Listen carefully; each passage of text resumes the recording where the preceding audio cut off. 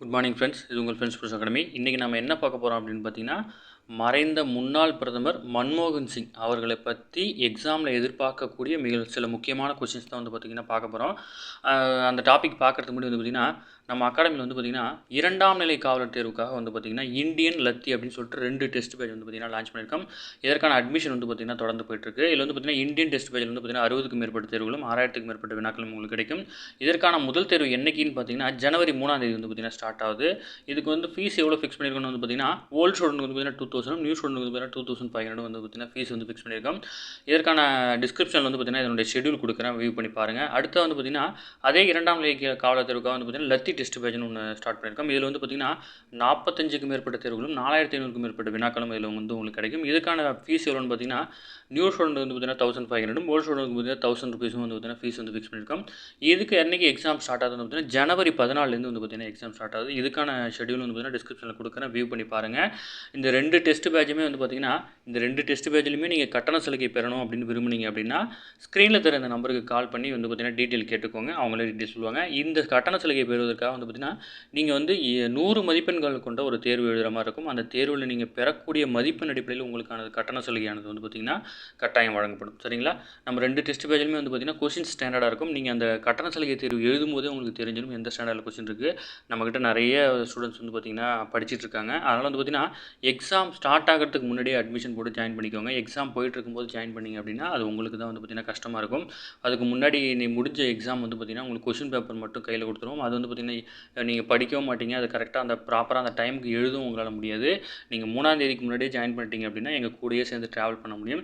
இந்த test batch சமயத்தில் வந்து பார்த்திங்கன்னா நீங்கள் காலையில் என்னென்ன ஃபிசிக்கல் பண்ணணும் அப்படின்றதையும் வந்து பார்த்திங்கன்னா நாங்களே சொல்லுவோம்.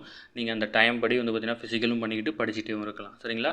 ஓகே ஃப்ரெண்ட்ஸ், இந்த 2 ஷெடியூலும் வந்து பார்த்திங்கன்னா டிஸ்கிரிப்ஷனில் கொடுக்குறேன், வியூ பண்ணி பாருங்கள். உங்களுக்கு எந்த டவுட் இருந்தாலும் இந்த நம்பருக்கு வந்து பார்த்திங்கன்னா கால் பண்ணி உங்களோட டவுட்டை நீங்கள் கிளாரிஃபை பண்ணிக்க முடியும். சரிங்களா? வாங்க ஃப்ரெண்ட்ஸ், இன்றைக்கி டாபிக் உள்ள போயிடலாம்.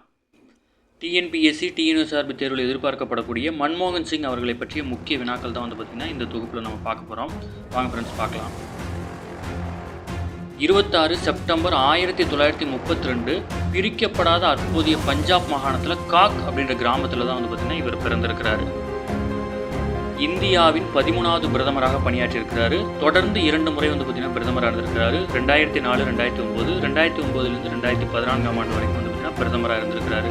இவர் வந்து பார்த்திங்கன்னா இந்திய பொருளாதார சீர்திருத்தங்களின் சிற்பி அப்படின்னு புகழப்பட்டிருக்காரு. மௌனமான சிங் அப்படின்ற விமர்சிக்கப்பட்டவரும் வந்து பார்த்திங்கன்னா இவர் தான்.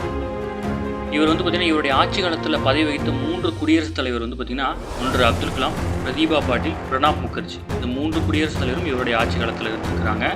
இவர் வந்து பார்த்திங்கன்னா பஞ்சாப் பல்கலைக்கழகத்தில் பயின்றிருக்கிறாரு. அது மட்டும் இல்லாமல் கேம்பிரிட்ஜ் பல்கலைக்கழகத்தையும் பயின்றிருக்கிறாரு. ஆக்ஸ்போர்ட் பல்கலைக்கழகத்தில் பொருளாதாரத்தில் முனைவர் பட்டம் வந்து பார்த்திங்கன்னா வாங்கியிருக்காரு. அந்த முனைவர் பட்டம் வாங்கினதுக்கப்புறம் வந்து பார்த்திங்கன்னா 1966, 1969ஆம் காலகட்டத்தில் ஜெனீவாவில் ஐக்கிய நாடுகள் அவையின் வர்த்தக மற்றும் வளர்ச்சிக்கான குழுவில் வந்து பார்த்திங்கன்னா பணியாற்றிட்டு இருந்திருக்கிறாரு. அதன் பிறகு வந்து பார்த்திங்கன்னா 1972, 76 இந்தியாவின் தலைமை பொருளாதார ஆலோசகராக வந்து பார்த்திங்கன்னா நியமிக்கப்பட்டிருக்கிறாரு.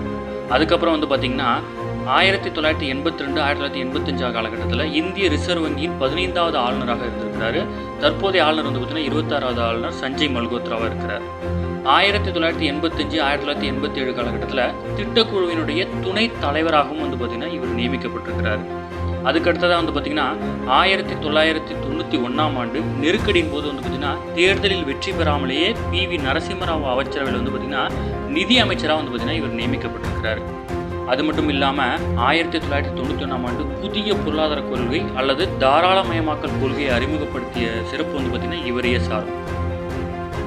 அதைத் தொடர்ந்து வந்து பார்த்திங்கன்னா 1998, 2004ஆம் ஆண்டு வந்து பார்த்திங்கன்னா வாஜ்பாய் அரசாங்கத்தில் மாநிலங்களவை எதிர்க்கட்சி தலைவராக வந்து பார்த்திங்கன்னா இவர் வந்து பதவி வகிச்சிருந்தார். அதைத் தொடர்ந்து 2004 14வது மக்களவைத் தேர்தலில் காங்கிரஸ் கூட்டணி வெற்றி பெற்றதை எடுத்து வந்து பார்த்திங்கன்னா சோனியா காந்தி அவர்களால் பிரதமராக முன்மொழியப்பட்டவர் இவர். அடுத்தது வந்து பார்த்திங்கன்னா 2004லேருந்து 2014 வரைக்கும் 14வது மற்றும் 15வது மக்களவைத் தேர்தலில் காங்கிரஸ் வெற்றி பெற்றதை தொடர்ந்து 2 முறை வந்து பார்த்திங்கன்னா பிரதமர் பதவி வகிச்சிருக்கிறார். இவர் வந்து பார்த்திங்கன்னா சில முக்கிய திட்டங்களை கொண்டு வந்திருக்காரு. 2005ஆம் ஆண்டு தேசிய ஊரக வேலை உறுதியளிப்பு திட்டம் கொண்டு வந்திருக்காரு. இது 2009 பெயர் மாற்றப்பட்டு மகாத்மா காந்தி தேசிய ஊரக வேலை உறுதியளிப்பு திட்டம் அப்படின்னு அழைக்கப்பட்டுச்சு. அதுக்கப்புறம் வந்து பார்த்திங்கன்னா 2005ஆம் ஆண்டு தகவல் அறியும் உரிமை சட்டத்தை கொண்டு வந்த பெருமை வந்து பார்த்திங்கன்னா இவரையே சாரும். அதுக்கப்புறம் வந்து பார்த்திங்கன்னா இவருடைய ஆட்சி காலத்தில் இன்னும் நிறைய திட்டங்கள் வந்து செயல்படுத்தப்பட்டுச்சு.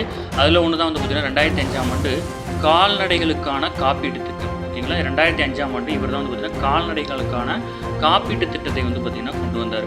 அதனை அடுத்து வந்து பார்த்திங்கன்னா 2007ஆம் ஆண்டு ராஷ்ட்ரிய கிருஷி விகாஸ் திட்டம், பிரதம மந்திரி விவசாய நீர்ப்பாசன திட்டம் அப்படின்ற ஒரு முக்கியமான திட்டத்தை வந்து பார்த்திங்கன்னா கொண்டு வந்தார்.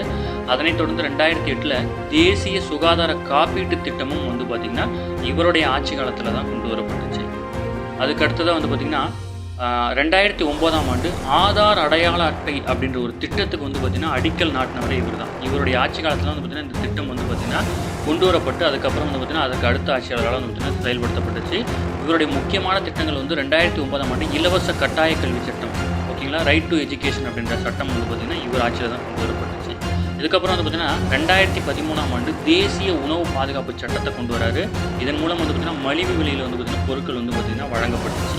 இது ஒரு முக்கியமான திட்டமாக வந்து பார்த்திங்கன்னா பார்க்கப்படுது. இவருடைய ஆட்சியில் மிக முக்கியமான நிகழ்வு 123 ஒப்பந்தம் அப்படின்னு சொல்கிறாங்க. இந்தியா அமெரிக்கா இடையே அணுசக்தி ஒப்பந்த திட்டம்.